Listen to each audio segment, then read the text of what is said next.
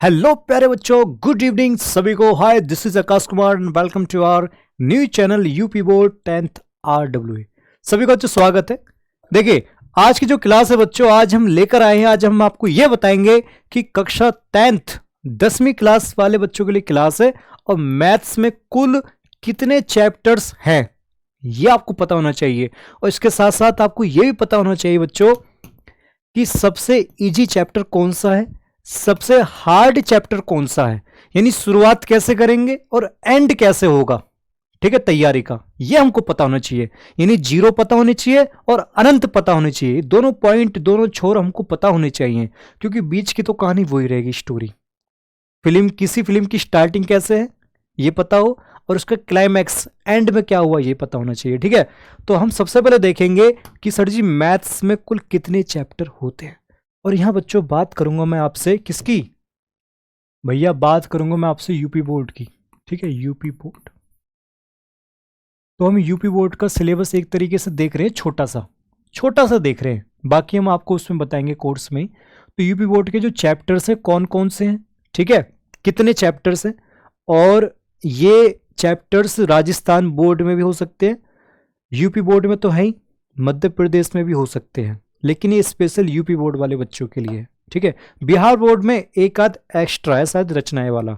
Okay, तो सबसे पहले बच्चों आपको मोटा मोटा पता होना चाहिए कि देखो 1 2 3 4 5 6 7 8 9 10 11 12 13 14, यानी हम ये कह सकते हैं सर जी टोटल 14 चैप्टर्स है मैथ्स के अंदर। ठीक, टोटल 14 चैप्टर्स है मैथ्स के अंदर। पहला कौन सा है, वास्तविक संख्याएं, रियल नंबर्स। दूसरा बहुपद, पॉलिनोमियल्स। तीसरा दो चर वाले रैखिक समीकरण, pair of linear equations in two variables. द्विघात समीकरण, क्वाड्रेटिक इक्वेशंस। समाद्र श्रेणी, एपी, त्रिभुज, निर्देशांक ज्यामिति, त्रिकोणमिति का परिचय, त्रिकोणमिति के अनुप्रयोग, और फिर है बच्चों वृत्त संबंधी क्षेत्र 12 13 14। अब ये जो चैप्टर है ना बच्चों, ये चैप्टर सीक्वेंस में है। सीक्वेंस का मतलब क्या है कि पहले बच्चों आपको वास्तविक संख्याएं ये वाला चैप्टर स्ट्रांग होना चाहिए, उसके बाद बहुपद वाला, फिर दो चर वाले रैखिक समीकरण, फिर द्विघात समीकरण। आप कह सकते हैं कि जो शुरू के 4 चैप्टर है ना, ये बच्चों आपके बेसिक वाले चैप्टर है, बेस वाले। पूरी किताब का जो बेस है ना, वो ये चारों चैप्टर है शुरू के। तो शुरू के 4 तो बहुत इंपॉर्टेंट चैप्टर हैं। वैसे तो हर चैप्टर इंपॉर्टेंट है अपने आप में, लेकिन शुरू के चैप्टर 4 बेसिक वाले हैं। ठीक है, ओके। तो ये बच्चों टोटल हैं 14 चैप्टर। ये आपको मोटा मोटा पता होना चाहिए। तो ये केवल मैथ्स की बात नहीं कर रहा बच्चों में, ये मैं अदर सब्जेक्ट की बात कर रहा हूं। जैसे मान लो साइंस है, तो विज्ञान में कौन कौन से चैप्टर हैं, कितने चैप्टर हैं, आपके मुंह जवानी रटे होने चाहिए। ऐसे हिंदी में या ऐसे इंग्लिश में भी, यानी और सब्जेक्ट में भी ऐसा ही होना चाहिए। ठीक है, देखिए टॉपर बनना का मतलब क्या है, टॉपर आप तभी बनोगे बच्चों जब आपके सारे सब्जेक्ट स्ट्रांग हो, है ना। वो तभी हो सकते हैं जब आपको चैप्टर्स के नाम कम से कम ये तो पता होगी किस में कितने चैप्टर्स हैं। ठीक है, ओके जी। अब हम बात करेंगे बच्चों कि सर जी ये बताओ सबसे आसान चैप्टर कौन सा है मैथ्स में, और सबसे कठिन यानी हार्ड चैप्टर कौन सा है मैथ में।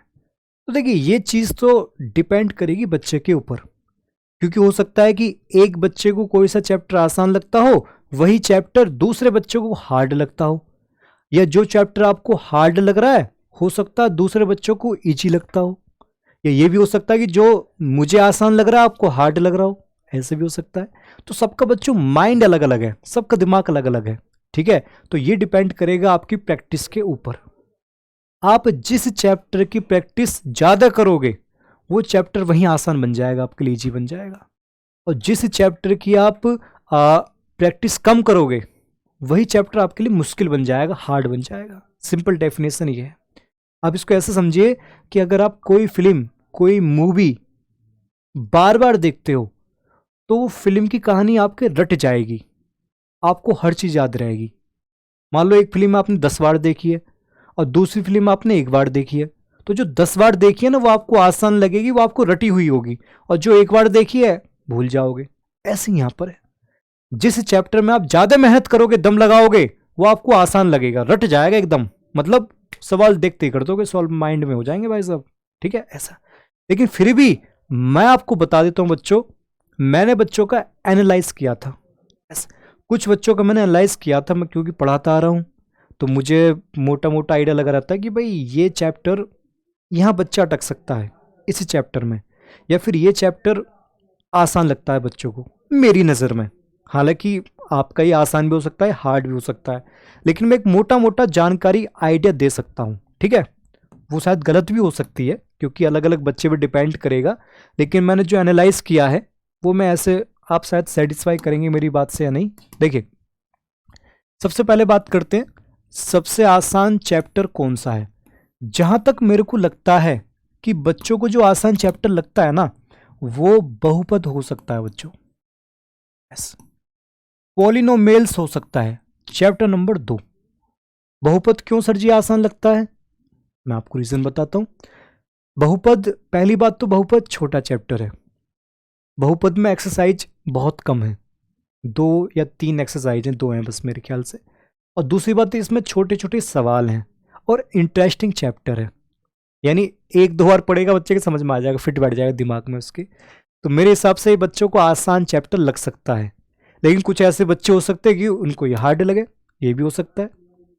और वहीं बात करूं बच्चों में कि सबसे कठिन चैप्टर कौन सा बच्चों को लग सकता है सर जी, जहां बच्चे हिचकते हों, है ना, वो हो सकता है बच्चों त्रिभुज, ट्रायंगल, यस।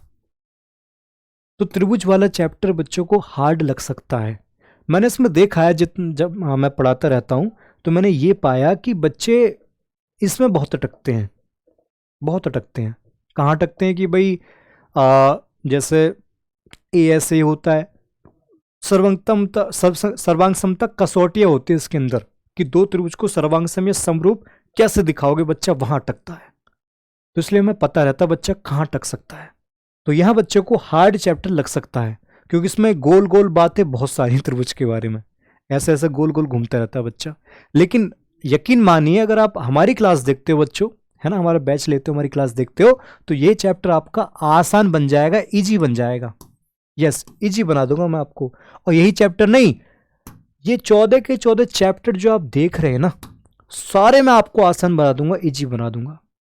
तो इस वीडियो में केवल यही था कि मैथ्स में कितने चैप्टर है, मोटे मोटे आपको पता होने चाहिए, सबसे इजी कौन सा है, सबसे हार्ड कौन सा है। अब कमेंट करके आपको ये बताना है कि आपको इजी कौन सा लगता है। Thank you.